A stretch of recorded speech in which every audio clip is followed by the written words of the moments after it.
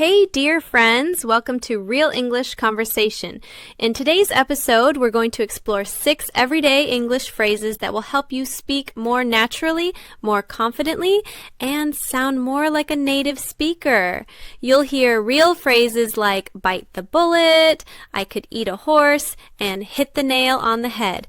But don't worry, we're not just listing them like a dictionary. You'll hear a fun conversation between a teacher and a student where they really talk about the meaning of each phrase and give real examples. So whether you're learning English for school, travel, or just everyday conversations, this episode is for you. Let's jump in.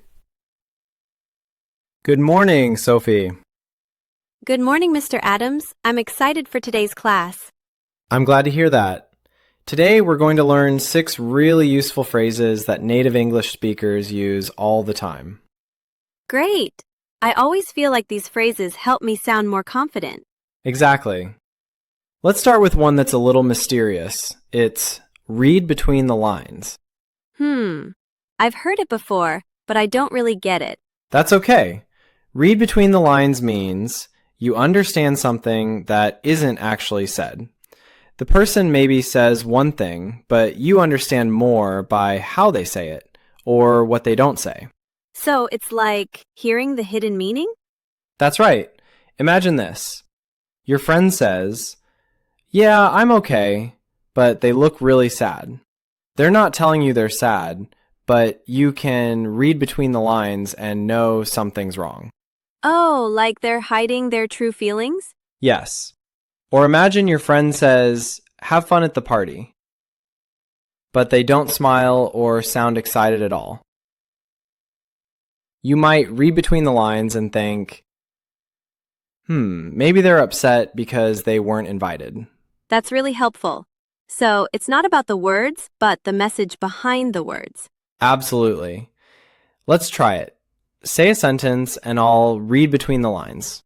Okay, I guess your idea could work if we had more time. Ooh, reading between the lines. Sounds like you don't like the idea very much. Yes, that's exactly what I meant. All right, let's move to the second phrase. Bite your tongue. That sounds painful. Haha, don't worry. It's not about actually biting your tongue. It means you really want to say something, but you stop yourself. You hold back your words, usually because you know it's not the right time or it might hurt someone. Like when my little brother annoys me and I want to yell at him, but I just stay quiet. Perfect example. You bite your tongue so you don't say something mean you'll regret later. Yeah, or like in class, when someone gives a silly answer and I want to laugh, but I stay quiet. Exactly. It's about controlling your words. It's not always easy. No, it's not. Here's how you might use it. I wanted to tell her the dress looked terrible, but I bit my tongue and just smiled. That sounds like me with my friend's new haircut. See? You're already using it. All right, next phrase is a funny one. I could eat a horse. That just sounds crazy. Eat a horse? Of course, it's not literal. It means I'm really, really hungry. It's just a silly, strong way to say you want food. A lot of food. Okay. Like, I skipped breakfast. I could eat a horse. Exactly. Or maybe you just came home after school, didn't eat all day, and you say, I could eat a horse right now. Give me anything. That's so funny. I'm going to use it next time I'm starving. Do it. It always makes people laugh. Now, here's a more serious one. Bite the bullet. What does that mean? It means you do something hard or painful because you know you have to. You don't want to, but you do it anyway. So, like facing your fear? Yes, or doing something uncomfortable. For example, I didn't want to go to the dentist, but my tooth hurt so much I had to bite the bullet. Oh, I get it. Like when I studied for math all night before the exam. I just bit the bullet and did it. Exactly. It's about being brave, even when it's hard. That's a powerful phrase. Now, next one, hit the nail on the head. Imagine someone hammering a nail and hitting it perfectly. So, does it mean being exactly right? Yes. When someone says something that is 100% correct, we say they hit the nail on the head. Like when my mom says, "You're tired because you're always on your phone at night." And I know she's right. That's the perfect use. You'd say, "Mom, you hit the nail on the head." That's going in my vocabulary list. Awesome.